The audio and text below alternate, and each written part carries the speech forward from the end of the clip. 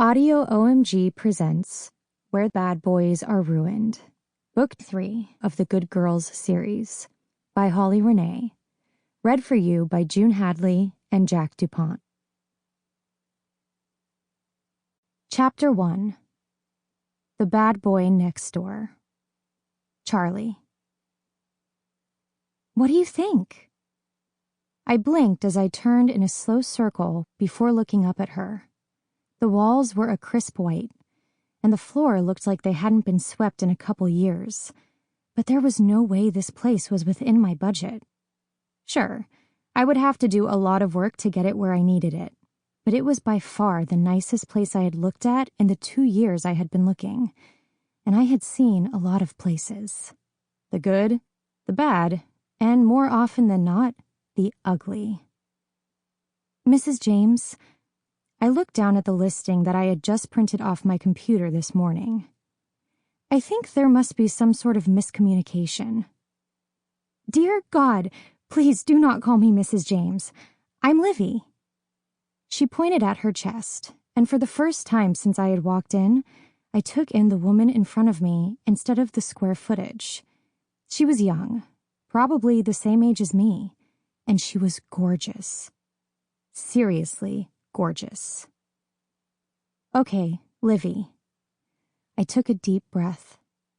The ad says that you are leasing this place for $1,000 a month. She nodded her head before cocking it to the side, as if she was trying to figure out where I was going with this conversation. Join the club, sister. Are you crazy? A bit of surprise filled her eyes, and I realized that I probably should have kept my mouth shut. But my mama always taught me that when things looked too good to be true, they more than likely were. But this place was far too good, and I needed to know how the other shoe was going to drop before it hit me square in the face. No, this place has just been sitting here empty for years. She rolled her eyes as if she was exasperated by the thought. My husband and Brandon purchased it initially to extend the tattoo shop. But they haven't done it. It's been used as nothing but a storage room all this time. I looked to the wall that separated the space and tattoo shop next door and tried to imagine what laid behind that wall. I had never even stepped foot inside a tattoo shop, and I could admit it to myself that it intimidated me just a bit. Or a lot. I'm just looking for the right person to lease to. We want something that will fit in well with the shop being next door, you know? My heart sank a bit at her words. There's a space back here. She motioned for me to follow her, and I did. It seems to be set up for a kitchen space, but it could be changed into anything. I looked around the large space, and she was right. It was set up perfectly for a kitchen. There were white cabinets already set up along one wall with a large sink in the middle. The spot for the stove was empty, but that could be easily fixed. What are you wanting to lease the space for?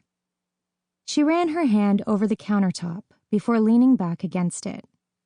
You may have already told me, but I've had so many inquiries about the space that I can't keep up. I hesitated. She's had a ton of inquiries? That meant that I needed to stop myself before I became attached. I had been down that road before, and I wasn't looking to get my hopes up for them to just get shot down. I'm going to open a bakery. I waited for her to laugh in my face, for her to tell me that a bakery was by far the last thing on this earth that would belong next to their hip tattoo shop. Because, let's face it, it was. But what I got was far from what I expected.